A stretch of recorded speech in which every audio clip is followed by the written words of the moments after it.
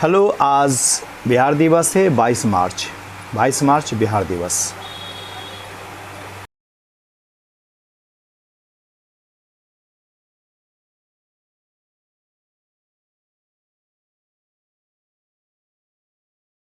Hello नमस्कार, मैं आनंद आचार्य। आज स्पेशल बिहार दिवस को लेकर के इस टॉपिक को मैंने तैयार किया और आज बिहार दिवस और विश्व जल दिवस भी है। तो सबसे पहले विश्व जल दिवस के बारे में चर्चा कर दे। 1993 से इसे मनाया जाता है और चूँकि 1992 से 1992 से जो रियो द जेनेरियो सम्मेलन, पृथ्वी सम्मेलन हुआ था, उसमें जल संरक्षण को लेकर जो चर्चा हुई थी, इसीलिए मनाया जाता है। लेकिन यह बिहार दिवस जो 22 मार्च को मनाया जाता है, ये काफ़ी ऐतिहासिक है। और ये ऐतिहासिक न केवल विद्यार्थियों के लिए जानने की ज़रूरत होती है, बल्कि प्रत्येक बिहारियों को भी जानने का आवश्यकता है कि आखिरकार बिहार इतना जो समृद्ध था, आज उसके इतिहास किस रूप में आया, हम किस रूप में विकास किए, कहाँ कहाँ हमारी परेशानियाँ किस रूप में देखने को मिली और हम आज क्यों पिछड़ेपन है, इन चीज़ों को भी समझने का प्रयास करेंगे। लेकिन मूल बातें, वीडियो लंबा ना हो जाए, इसलिए मूल बातों को हम समझाने का प्रयास करेंगे।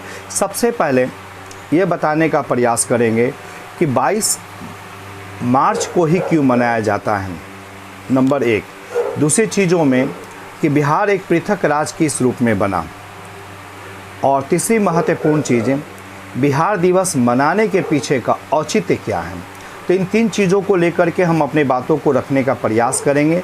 तो सबसे पहले इस चीज़ की चर्चा कर दें कि बिहार राज्य 22 मार्च को ही बिहार दिवस के रूप में मनाया जाता है। तो आखिर का इस दिन का चयन करने का आधार क्या है, तो देखेंगे बिहार एक पृथक राज्य से संबंधित 3 डेट आता है।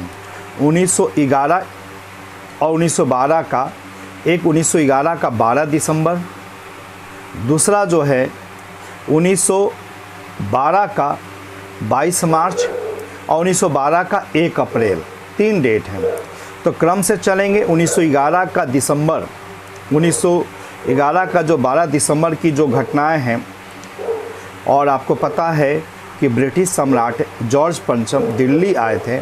उसी दिन घोषणा किया गया था कि बंगाल का विभाजन को रद्द किया जाएगा और 2 पृथक राज्यों का निर्माण किया जाएगा। तो 2 पृथक राज्य में रद्द करके एक बंगाल बनाया जाएगा, 2 पृथक राज्य, एक आसाम और दूसरा बिहार उड़ीसा को अलग किया जाएगा। वो 2 नए हैं। तो घोषणा हुई थी। दूसरी महत्वपूर्ण चीज़ आती है कि 22 मार्च को लॉर्ड हार्डिंग्स ने जो था, जॉर्ज पंचम के निर्देशानुसार जो है 2 पृथक राज्य के गठन की अधिसूचना जारी कर दी, नोटिफिकेशन जारी किया गया। और इस नोटिफिकेशन को लागू किया गया जस्ट 9 दिन के बाद, यानी 1 अप्रैल को, 1 अप्रैल का, यानी कि 10 दिन के बाद 1 अप्रैल को 1912 को लागू किया गया। तो ध्यान में रखना है, नोटिफिकेशन की तिथि थी, अधिसूचना की तिथि थी जो लिखी था, इसलिए 22 मार्च को हम लोग मनाते हैं। और इस बारे में देखिए, प्रमाण के रूप में अगर हम लोग देखेंगे तो कहा था 22 मार्च का ये नोटिफिकेशन था। और इसके अमृत बाजार पत्रिका, जो एक अंग्रेजी पत्रिका के रूप में थी, उसने 23 मार्च को छपा भी था। इसके अलावा इस बात की जानकारी, जो नोटिफिकेशन है, कलकत्ता स्थित नेशनल लाइब्रेरी में भी ये ऑलरेडी सुरक्षित रखा गया है, ये अभी भी है। तो खैर चलिए, इसके बाद है, इसी के बाद से हम देखते हैं कि 1 अप्रैल 1912 से इस अधिसूचना के अंतर्गत स्वतंत्र बिहार राज्य का पहला लेफ्टिनेंट गवर्नर जो थे, चार्ल्स स्टुअर्ट बेली थे। चार्ल्स स्टुअर्ट बेली थे, और इन्हीं बेली के नाम पर बेली रोड, जो जवाहरलाल नेहरू मार्ग के नाम से भी जाना जाता है, और पटना का सबसे लंबा मार्ग भी है, बेली रोड के नाम से जाना जाता है, पॉस एरिया का रोड, इसी के नाम से माना जाता है कि स्वतंत्र बिहार का पहला लेफ्टिनेंट गवर्नर जो थे, चार्ल्स स्टुअर्ट बेली थे। इसके अलावा अब देखेंगे कुछ बातें, आखिरकार बिहार दिवस मनाने के पीछे का कारण क्या है। तो देखिए, उपराष्ट्रीयता का विकास होना काफ़ी ज़्यादा ज़रूरी है। और उपराष्ट्रीयता का मतलब होता है कि लोग, इससे जितने भी लोग हैं, आपस में जुड़े, एक सांस्कृतिक संबंध बने, एक वैचारिक संबंध बने, वैचारिक मतभिन्नता होते, वैचारिक संबंध बने। और इस बिहार जो पावन भूमि है, जो सीता, आर्यभट्ट, चाणक्य, चंद्रगुप्त, अशोक, बुद्ध, महावीर, इन सबकी भूमि जो है बिहार, इन सबकी भूमि का विकास किया जा सके।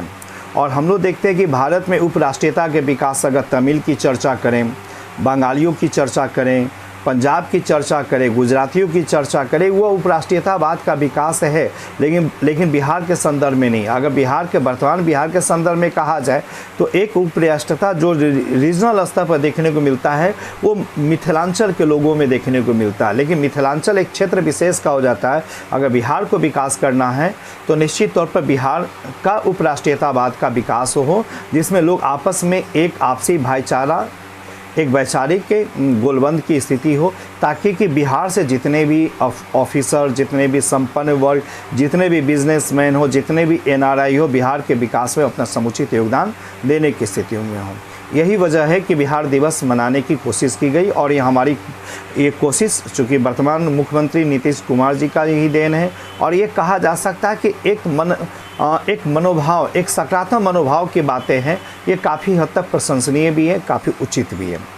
तो चलिए 2 सवालों पर पहले चर्चा हो गई। अब तीसरे सवालों की चर्चा इसका ऐतिहासिक पक्षों को लेकर के। अब ऐतिहासिक पक्षों को लेकर के देखेंगे तो आप सबको पता है कि बिहार एक समृद्ध राज्य शुरुआत से ही था, लेकिन खासकर मुगल काल और उसके बाद अंग्रेज का 1765 के बाद से जैसे ही द्वैध शासन प्रणाली के अंतर्गत बिहार बंगाल के अंतर्गत हुआ, बिहारी का अस्तित्व समाप्त हो गया। सांस्कृतिक पृथकता निश्चित तौर पर है, कल्चरल पृथकता निश्चित तौर पर है, लेकिन प्रशासनिक रूप से काफ़ी ज़्यादा और ये बंगालियों के सम्मुख खो गई थी, चूँकि मुख्य जो राजधानी जो थी कभी ढाका तो कभी कलकत्ता से संचालित होती थी, इसलिए ये अपनी पहचान को नहीं बना पाने की स्थिति रखता था। इसी चीज़ों को बनाने का प्रयास जो हम लोग देखते हैं, और ये देखते हैं कि सबसे पहले 1870 में ऐतिहासिक क्रम की अगर चर्चा करें तो हम लोग यहाँ पे एक लाइन कहना चाहेंगे कि किस प्रकार हम शोषित हो रहे थे, किस प्रकार हम पिछड़े थे।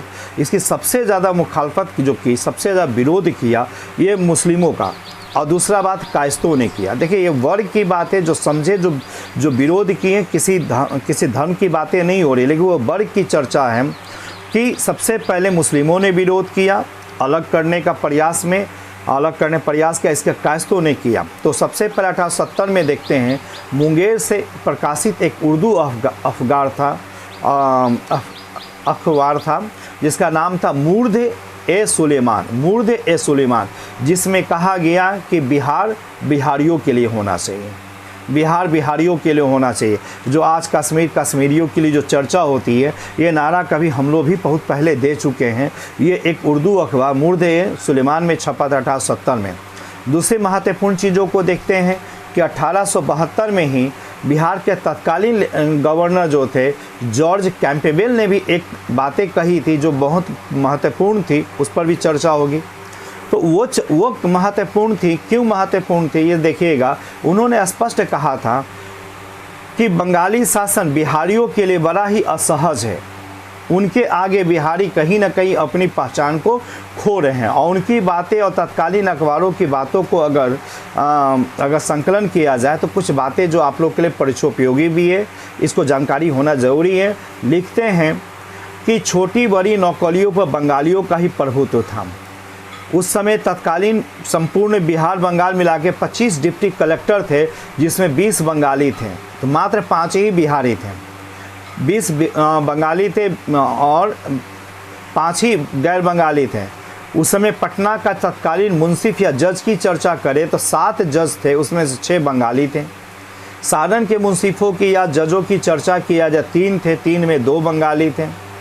इस प्रकार 90% तक अफसर जो थे वो बंगाली ही थे। विभिन्न अगर सरकारी नौकरियों पर कहा जाए तो 75% से लेकर 90% तक बंगालियों का ही प्रभुत्व था। उस समय दूसरे पहलू पर देखेंगे कि बिहार में भी काफ़ी हद तक जमींदार थे, लेकिन अंग्रेज केवल दरभंगा महाराज को छोड़ दिया जाए तो किसी अनूप का, हथुआ महाराज का मामला हो, ये इन लोगों का भी वैल्यू बहुत ज़्यादा महत्व नहीं दिया, केवल महत्व दिया था दरभंगा महाराज का। इसके अलावा कुछ अन्य तथ्य भी हैं कि उस समय बिहार की लगभग 3 करोड़ आबादी थी। बंगाल में 1/3 राजस्व देते थे, लेकिन बदले में हमें नहीं मिलता था। दूसरी चीज़ें कि बंगाल प्रांतीय शिक्षा सेवा में अगर देखा जाए, बंगाल प्रांतीय शिक्षा सेवा में 103 अफसर थे, जिससे मात्र 3 ही बिहारी थे। इसके अलावा कॉलेज शिक्षा हेतु जो सरकारी आवंटन जो होता था लगभग 4 लाख करोड़ रुपए का होता, उसमें से मात्र 10% ही बिहार को मिलता था। उसी प्रकार हम लोग कहते 39 कॉलेज थे, जिसमें से मात्र एक बिहारी, 39 में एकमात्र बिहार में ही थे। और जबकि 39 में 11 सरकारी थे, बाकी गैर सरकारी। तो 11 सरकारी में भी एक ही बिहारी, यानी कि प्राइवेट के साथ साथ सरकार का भी काफ़ी ज़्यादा उपेक्षा थी। उसी प्रकार का हम जमालपुर वर्कशॉप की चर्चा करें, ये भले ही बिहार के मुंगेर में हो, लेकिन बंगालियों का काफ़ी ज़्यादा प्रभुत्व रहा। कहा जाता है 1906 ईस्वी तक बिहार में मात्र 5 ही डॉक्टर थे, बिहार से संबंधित मात्र 5 ही डॉक्टर थे, लेकिन इंजीनियर एक भी नहीं थे। जब इस प्रकार जो उपेक्षा हमें देखने को मिली, और इस बात को सबसे पहले मुंगेर में जो उर्दू अखबार मुर्द-ए-सुलेमान ने उठाया, इसके बाद हम लोग देखते हैं कि 1894 में के बाद जो 1894 बिहार टाइम्स, इसका बिहार बंधु, 2 जो न्यूज़पेपर जो आया, उसके बाद ये काफ़ी ज़्यादा बातें उठी। इसमें महेश नारायण जी, सच्चिदानंद प्रसाद सिन्हा जी, इसका केशव राम भट्ट जी, ये सारे लोगों ने जो प्रयास किया, जगत नारायण, ये लोग जितने प्रयास किए, उन्हीं के प्रयासों का परिणाम है कि 1912 में बिहार एक के राज्य के रूप में आए। और कहा जाता है कि 1906 और 1908 परिस्थितियाँ अगर बंगाल विभाजन को अगर स्तर देखेंगे कि अंग्रेज़ काफ़ी डिस्टर्ब थे, आंदोलन काफ़ी चरम था, फूट डालो शासन करो की नीति थी, तो उस नीति के रूप में भी इस बातों को समझने का प्रयास करें। और कांग्रेस जो तत्कालीन रूप से सबसे ज़्यादा जन समर्थन वाली, खासकर स्थानीय जन समर्थन वाली पार्टी थी, इस पार्टी ने भी 1908 में ही प्रांतीय अधिवेशन में बिहार को अलग प्रांत बनाने की मंजूरी तो नहीं कहेंगे, इसे समर्थन दिया था। और 1908 को समर्थन के बाद ही देखते 1911 यानी 3 साल के बाद बिहार एक पृथक राज्य बनाने की ओर अग्रसर हुआ। तो ये बातें काफ़ी परिचयोपयोगी भी थी, उत्सुकता वाली भी थी कि हर बिहारियों को जानने भी थी। और चूँकि हम लोग इस चीज़ को फेस करते हैं कि आखिरकार बिहार जो एक समृद्ध था, अगर इसका हम नेक्स्ट वीडियो में चर्चा करेंगे कि वैदिक काल से लेकर के अंग्रेज़ काल तक, यानी स्वतंत्र बिहार राज्य बनने के पहले तक क्या क्या परिस्थितियाँ थी, कितना हम समृद्ध थे, किस रूप में पिछड़े थे, तो वो वीडियो भी आप लोग काफ़ी काम आएगा। फिलहाल एक चीज़ को मैं यहाँ कहना चाहूँगा कि स्वतंत्र जो बिहार जो 1912 में हुआ, उसके बाद परिवर्तन देखते 1936 में, 1956 में और 2000 ईस्वी परिवर्तन हुआ था। कैसे कैसे परिवर्तन हुआ, तो 1936 में 1 अप्रैल 1936 को उड़ीसा को बिहार से अलग किया गया, नंबर 1 36 को। 1 नवंबर 1956 को पुरुलिया जिला और पूर्णिया का इस्लामपुर कस्बा जो बंगाल को दिया गया, पुरुलिया जिला जो अभी झारखंड का होता वो बंगाल को दिया गया। और पुरुलिया कांड के बारे में चर्चा काफ़ी ज़्यादा, जो आनंद मार्गी लोग थे वहाँ से काफ़ी ज़्यादा, जो एक बार